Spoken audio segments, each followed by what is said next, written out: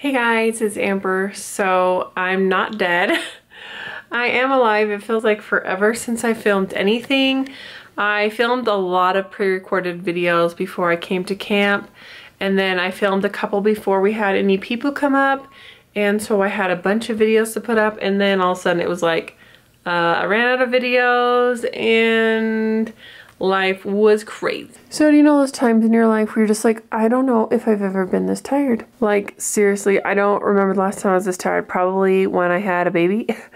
And I kept thinking to myself, like, it's not going to be as bad as it was last year, because last year when I came up here, I didn't know what I was going to be doing. I didn't know what my job description was going to be. And so it was kind of like baptism by fire. Like I just didn't know what I was going to have to expect. And so I kind of had to learn along the way. In my mind, I just thought, okay, I can do better than this. I can make this easier.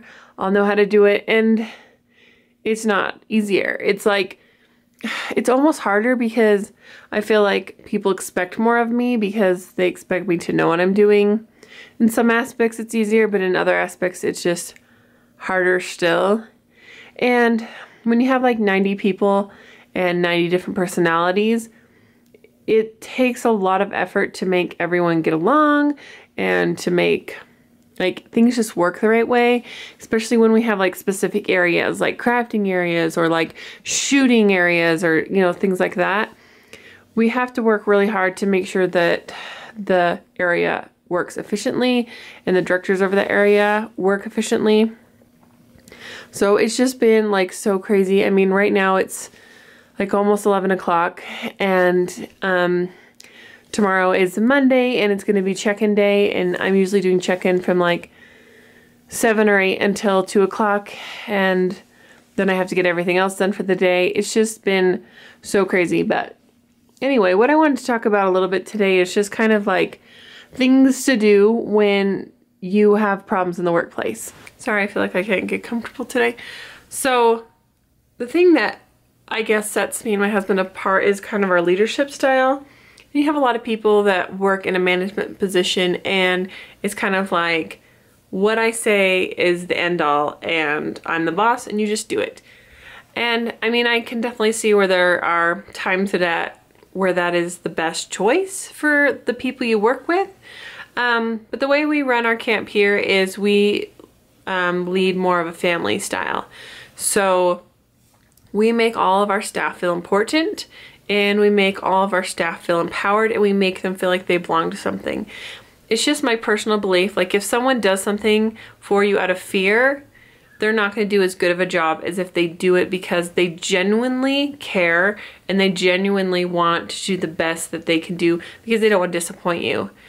And it's amazing to see the difference of all these kids ages like 14 to, you know, older than us, like how these people come together and they work together because they want to be part of something. And you know, when you work in a place like where you've got summer camp counselors and things like that, these kids sometimes have hard times in their lives. You know, their parents may be going through a divorce, or maybe they just don't get along with their dad, or, you know, you've got these kids that, you know, they're coming up for 10 weeks of their summer, which is basically the entire summer.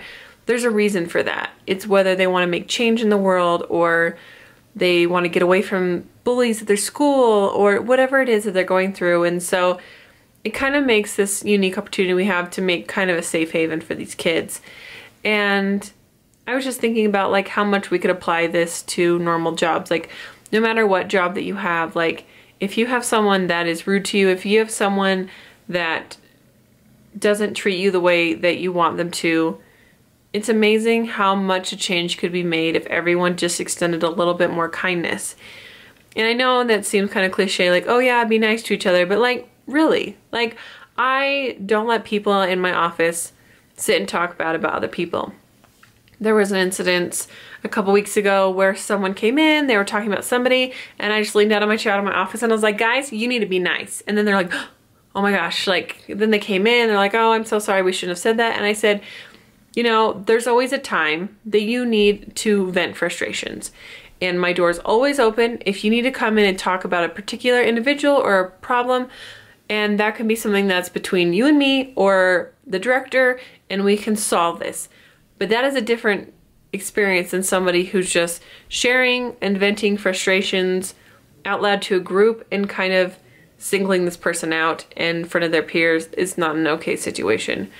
And we really strive hard to make sure that bullying and those kind of things do not happen at our workplace. And I just think how many problems that I had, like being in the hair industry was so hard. I mean, I'm still in the hair industry, but working in salons, like people ask me like, why do you work from home? You know, why don't you want to be in the big fancy salon? I'm like, honestly, it's because of the people. I left working in salons because I couldn't stand the amount of rumors and backbiting and the amount of people that wanted to just get into my personal life just so they could rip me apart, tear me apart, and people that I thought were my friends actually were very, very hurtful and unkind to me. And it was just one of those things that I just got to the point where I just couldn't do it anymore. And I loved what I was doing, and I didn't want to let anyone else stop me from doing something I wanted to do.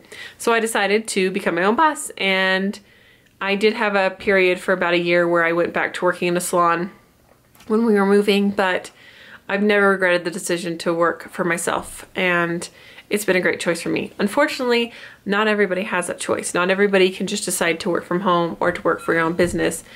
So even if you're the person that you feel like is being treated unkindly, it's amazing how much of a difference it can make when you just reach out to those people around you and you're just kind. You know, if I had somebody who I heard through the grapevine thought this about me or that about me, yeah, at first I was hurt and I felt a little bit, you know, like a little defensive, you know, you feel that way when somebody kind of attacks you. But then when you turn it around and think, what can I do for that person to show them, I mean, not that you need their approval, but what can I do to improve that relationship and just say, hey, all right, you think that, then I'm going to show you my best self. I mean, it's great to be an individual, but it's also, if there's something that is not perfect in our personalities, which of course there's going to be, there's nothing wrong with taking someone's comment that could be constructive criticism and doing our very best to make a difference in ourselves to correct the problem. So if I wasn't, you know, having very good communication with part of my staff and they made a comment about it, you know, I can be mad and stuff about that, or I can just say, you know what can I take from this to make it better? I can't change them. I can't change how they're going to perceive me, but I can do everything that I can, do my best so that that's not the impression that I'm going to give to other people.